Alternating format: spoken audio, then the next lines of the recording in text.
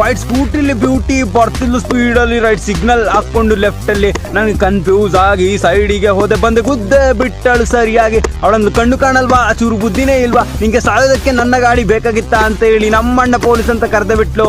ಸ್ಟೇಷನ್ಗೆ ಕರ್ಕೊಂಡೋಗಿ ಏರೋಪ್ಲೇನು ಹತ್ತಿಸ್ತೀನಿ ಅಂತಾರಲ್ಲ ಪೊಲೀಸ್ ಮಾಮ, ಏನ್ ಹೇಳೋದು ಅವ್ರಿಗೆ, ಏನ್ ಹೇಳೋದು? ಮುಟ್ನಿಲ್ಲ ಮುರಿನಿಲ್ಲ, ಕಣ್ಣು ಬಂದು ಹೊಡಿತು. ಫ್ರೆಂಡ್ಸಿಗೆ ಫೋನ್ ಮಾಡ್ದೆ ಬರ್ತೀನಿ ಅಂದವರು ಫೋನ್ ಸ್ವಿಚ್ ಆಫ್ ಮಾಡ್ಕೊಂಡ್ ಮನಿ ಕಂಡ್ರು. ಡ್ಯಾಡಿಗೆ ಫೋನ್ ಮಾಡ್ದೆ ಮನೇಲಿರೋ ಬದ್ದು ಹೋಗಿ ಜೈಲಲ್ಲೇ ಇರು ಮಗ ಅಂತಂದ್ರು. ನಾನು ತಪ್ಪೇ ಮಾಡಿಲ್ಲ, ಭಯ ಯಾಕೆ ಪಡ್ಬೇಕು ಸರ್? ಮನೆ ಹಿರಿ ಮಗ ನಾನೊಬ್ಬ, ಜವಾಬ್ದಾರಿ ತುಂಬಾ ಇದೆ. ತರಕಾರಿ ತರೋದಕ್ಕೆ ಮಾರ್ಕೆಟ್ಗೆ ಹೋಗ್ತಾ ಇದ್ದೆ, ನನ್ನ ಪಾಡಿಗೆ ನಾನಿದ್ದೆ ಸೈಡಲ್ಲಿ.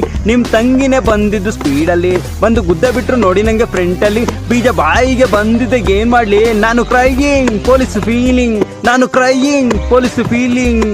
ಪೊಲೀಸ್ ಮಾಮ ಲಾಠಿಯಲ್ಲೂ ಒಂದು ಬಿಟ್ಟರು. ರೋಡಿನಲ್ಲಿ ನಿನ್ನ ನಿಲ್ಲದಕ್ಕೆ ಯಾರು ಹೇಳಿದರು? ನಾನು ಶಾಕೋ ಪೊಲೀಸ್ ರಾಕೋ, ನಾನು ಶಾಕೋ ಪೊಲೀಸ್ ರಾಕೋ.